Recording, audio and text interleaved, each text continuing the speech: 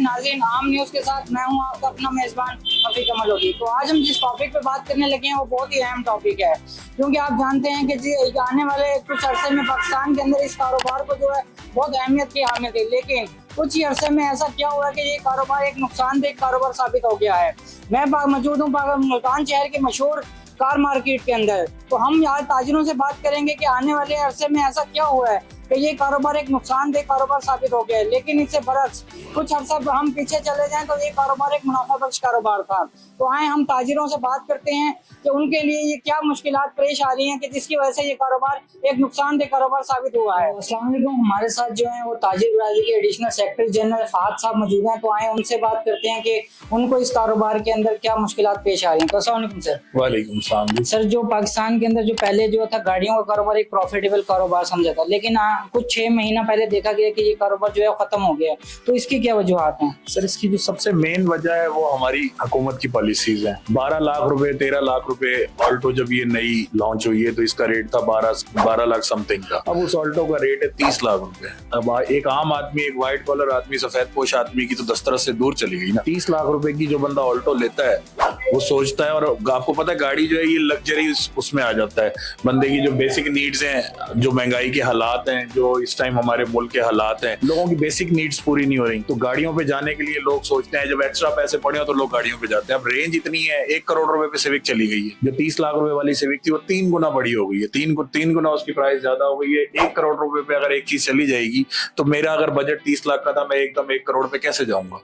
सबसे मेन वजह तो है हमारी हुकूमत की पॉलिसीज कि डॉलर हमारा फ्लो, डॉलर का हमारा बिल्कुल भी रुक ही नहीं रहा। पिछले दिनों कुछ डॉलर कम हुआ था तो कुछ गाड़ियों के रेट कम हुए, अब फिर दोबारा डॉलर चढ़ गया है, अब सुजुकी ने फिर रेट बढ़ा दिए। तो इसकी वजह से ना अब गरीब आवाम पिस रही है। तो ये हमारा वाला कारोबार तो बिल्कुल ही, अब इसकी हम पॉलिसीज ऐसी कर दी हैं, कुछ बायोमेट्रिक का निजाम ऐसा ले आए हैं, इस्लामाबाद का भी, पंजाब का भी। डीलर हजरात के लिए तो ये कारोबार मुश्किल हो गया है। इसमें मतलब हम सर्वाइवल बहुत मुश्किल हो गया। बहुत से शोरूम बंद हो गए। थोड़े सरमाए से काम करने वाला बंदा तो बिल्कुल ही अपना शोरूम बंद कर चुका है।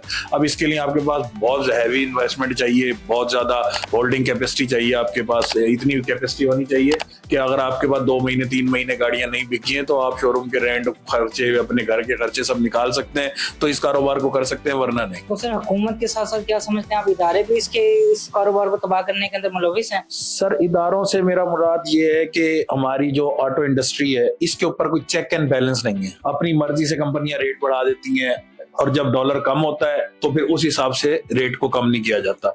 अब डॉलर थोड़ा सा बढ़ा है तो मेरे ख्याल 1 वीक भी सुजुकी ने वेट नहीं किया, उन्होंने फौरन से रेट अप कर दिए, 1-1 लाख रुपए रेट चढ़ा दिया सुजुकी स्विफ्ट पे। जबकि जब डॉलर वापस आता है तो कोई इस पे चेक एंड बैलेंस नहीं है। 2-2, 3-3 महीने तो वो पूछते ही नहीं है। इस चीज पे थोड़ा सा हमें कोई पॉलिसी बनानी पड़ेगी कि ये कंपनियां बगैर किसी गवर्नमेंट के अप्रूवल के रेट्स ना बढ़ा सके। तो सर, जो पहले अगर कोई इकोनॉमी सेक्टर का ये व्हाइट कॉलर आदमी आता था बजट में इकोनॉमी एक गाड़ी लेने, तो अब उसके बजट में कितना डिफरेंस आया है कि वो एक इकोनॉमी गाड़ी भी अपने पास रख सके? सर, उसके बजट में 3 गुना से ज्यादा डिफरेंस आ गया। अब जो 12-13 लाख रुपए में नई 0 मीटर ऑल्टो पे घर जाता था, अब वो 12-13 लाख रुपए में एक पुरानी मेहरान पे नहीं जाता घर। जो 30 लाख रुपए में सिविक लेने आते थे, अब उनको 1 करोड़ रुपए चाहिए सिविक के लिए। 90 लाख रुपए की सिविक है, रजिस्ट्रेशन है, सब चीजें करके 1 करोड़ रुपए की पड़ जाती है। तो पाकिस्तान के अंदर जो है जापानी गाड़ी भी है, लोकल गाड़ी भी है, तो क्या इन दोनों लोकल और जापानी गाड़ी की डिफरेंस की वजह से लोग जो है वो लोकल परचेज ज्यादा करना पसंद करते हैं या जापानी परचेज करना? सर, डिफरेंस तो दोनों गाड़ियों पे आया है, पाकिस्तानी गाड़ी पे भी आया है और जापानी पे भी बहुत ज्यादा आया है।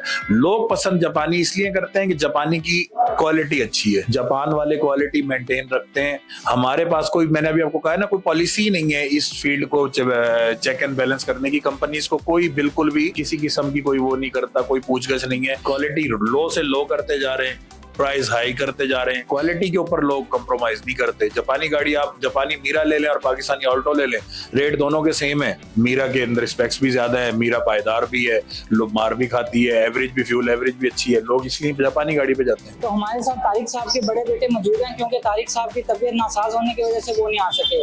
तो हम तारिक साहब के बड़े बेटे अली साहब से पूछेंगे कि उनको क्या मसाइल दरपेश हैं। अस्सलाम वालेकुम सर। वालेकुम सलाम। सर, पाकिस्तान के अंदर जो है गाड़ियों का कारोबार जो एक मुनाफा बख्श कारोबार समझा जाता है, लेकिन आने वाले कुछ अरसे के अंदर ये कारोबार देखा गया बहुत ही नुकसान का बायस है। इसके बारे में आप क्या कहते हैं? पहले मुनाफा बख्श था, इकोनॉमी सही थी, डॉलर का रेट एक फिक्स रेट था, उस हिसाब से मुनाफा बख्श था। लेकिन अब डॉलर का रेट में फ्लक्चुएशन इतनी है, जब डॉलर तेज होता है तो लोग बाइंग करते हैं, जब डॉलर नीचे आता है लोग बाइंग नहीं करते, इसी वजह से कारोबार डिस्टर्ब है। तकरीबन सेल्स अब सिर्फ 25% रह गई हैं, जहाँ 100% या 25% रह गई है, मतलब सेल आधी से भी कम हो गई हैं। तो आप क्या समझते हैं ये जो कारोबार तबाह हुआ है, हुकूमत खुद जिम्मेदार है इसकी जिम्मेदार तो सब लोग ही हैं। इकोनॉमी जो नीचे आई है तो सब काम कम तो होंगे, डिस्टर्ब होंगे, प्रॉपर्टी के भी डिस्टर्ब है, गाड़ी की डिस्टर्ब है, डॉलर फ्लक्चुएशन मेन चीज़ है, डॉलर की वजह से भी इकोनॉमी मेन चीज़ है। इकोनॉमी के हालात पाकिस्तान के लिए अच्छे हैं। अगर एक इकोनॉमी सेक्टर का आदमी पहले आता था, कोई व्हाइट कॉलर आदमी, वो पहले कितना बजट रख के आता था कि गाड़ी लेने, तो अब कितना बजट के अंदर उसका डिफरेंस आया कि वो अब एक इकोनॉमी सेक्टर की गाड़ी ले सके। सस्ती से सस्ती गाड़ी ना ऑल्टो है, जो एक रीजनेबल गाड़ी है। तो ऑल्टो लेने आता था VXR, तो वो उस वक्त थी, आज से 2 साल पहले गालबन 13 लाख 13.5 लाख की। तो अब वो गाड़ी है 26 लाख की, तो वो डबल पैसे हैं। अगर कोई बंदा 20 लाख का जेब ना क्या है, जब वो मार्केट में आता है वो 26 लाख की होती है, तो वो बेचारा तंग होता है। फिर यूज गाड़ी देखता है, यूज गाड़ी भी सही रेट पे नहीं मिलती। तो पाकिस्तान के अंदर जो है इस टाइम जो मार्केट है, उसके अंदर लोकल गाड़ी ज्यादा बिकती है या जापानी गाड़ी ज्यादा बिकती है? लोकल ज्यादा बिकती है, जैपनीज बहुत कम है। तो इससे तो अक्सर जो लोग जापानी पसंद करते हैं, उसकी क्या वजह है? लग्जरी गाड़ी की तरफ जाना चाहते हैं, थोड़े फीचर वाली या हाइब्रिड गाड़ी, उस पर ज्यादा जाना चाहते हैं, ये बड़ी गाड़ी वाला।